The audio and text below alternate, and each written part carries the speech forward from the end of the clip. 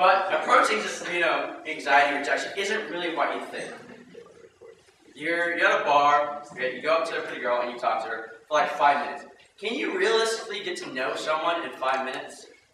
No. They don't know you. So if she blows you off or she, turns her back on you, she's not rejecting you. She's only rejecting your approach. Because she doesn't know you. It's only been like 5 minutes or 30 seconds or whatever. She's not rejecting you.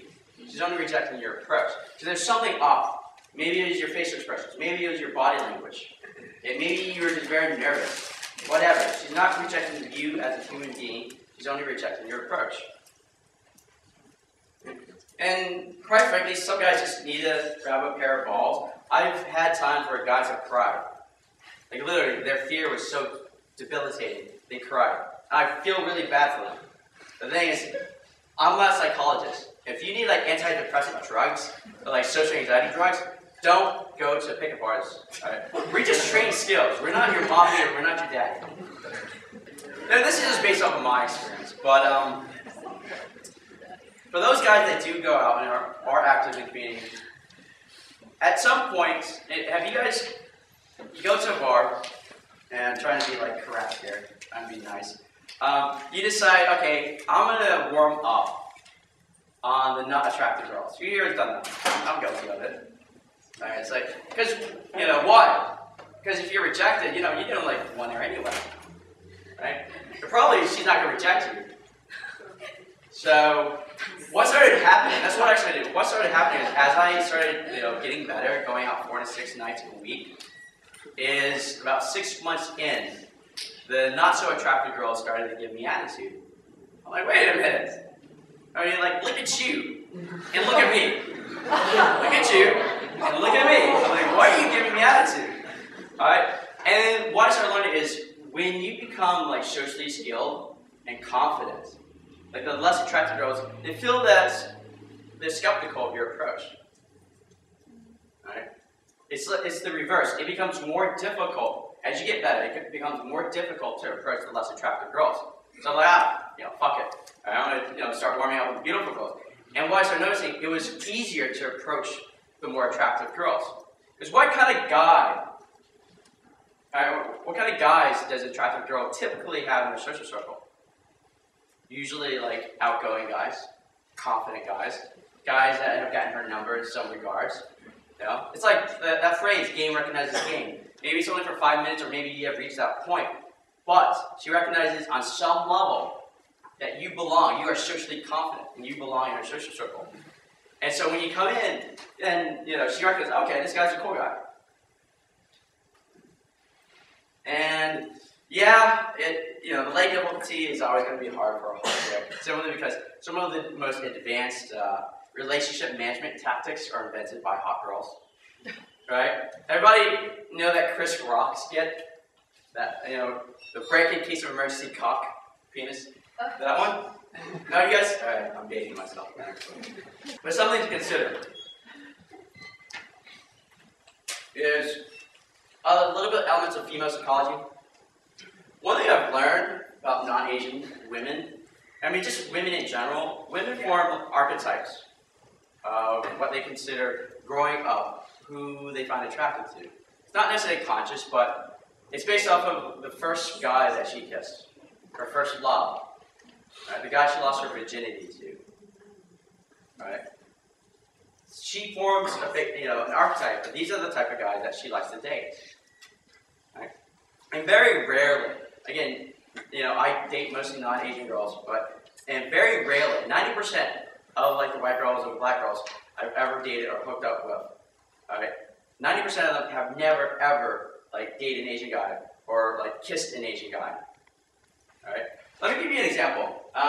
There's a friend of mine. She's like a pinup model. She lives in Alhambra, which is Asian town, Koreatown. And in her 19 years of living in that town, she has never once been hit on by an Asian guy. Not once. And she lives in an Asian, centric neighborhood. The only guys that hit on her are the white guys and the black guys. Okay? Other things I've heard from non-Asian women is the culture and family. She's concerned about how she's going to fit into your culture or your family. Other things I've learned is that women, non-Asian women, they are more receptive to being approached. You would be surprised. I hear this all the time from my students. They're like, oh my God, like, she actually just stood there and listened, and she actually gave me time to talk. Right? I want you to consider this. When a woman, she grows breasts and she puts on makeup and hits puberty and all that, she's in the game. Right? Regardless, she's in the game. She is. Like, so, at the age of 16, let's say you meet her at 26, and this is a very attractive girl. How many times a day do you think a very attractive girl gets hit on? Any guesses? Yeah, 3. 3. All right, yes. 15. 15. Okay. Let's take an average there. All right. Just for a round number's sake, let's say 10 times. 10 times a day. All right. So in 1 week, that's 70 times that she gets hit on. And girls, yes, when a guy comes up to you and asks you for the time, he's hitting on you. Right? Not very well, mind you, but he is. So 70 times a week. That's a lot of guys hitting on it. But to make things simple, let's say that out of those 70 guys, only one guy would she actually say yes to for a date. Actually say, yeah, you know what? I'll give him my number and let's have dinner or something like that. So in 1 year, that's 52 dates, and you meet her at the age of 26. So what's 52 times 10, guys? You're Asian. Come on, do some math there. 40. 520 dates, right? Have any of you guys been on 520 dates? I haven't been on 520 dates.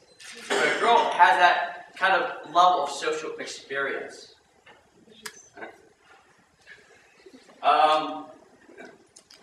And another thing about female psychology, I use a sports analogy. There's 11 people on the field of play. What's the 12th man? It's the audience, right? The audience that's cheering you on. Does that audience have any effects of the field of play? Yeah. I mean, like physically. I mean, beyond psychology. But is there any physical effects? Yeah. That's what a woman is. Even if she likes you, she's not actually going to do anything to help you. She's just mentally cheering you on. I hope he makes the right move. I hope he says something like funny and witty and all that kind of stuff. But she's not actually going to help you succeed. That's your job as a man. Right? Another thing is it's been shown, and this is true in my experience, that beautiful women give more compliance. They touch, or as you say, kino more, and they are less likely to judge by race. In communication, they did a study of 1,000 speed daters. It was in Scotland or something like that, and precluding physical attraction of how attractive physically you are, they discovered that women judge you faster than a guy judges a girl. It takes a girl 30 seconds to decide whether or not she wants to go on a second date with you. It takes a guy 45 seconds. Okay? The reason that is, everybody see Charlie Brown? Everyone Charlie Brown? Yes. What does Charlie Brown hear when he talks to an adult or a teacher? What does he hear? Wah, wah, wah, wah. That's what a girl hears when a guy talks to her at the bar or club. Wah, wah, wah, wah, wah, wah.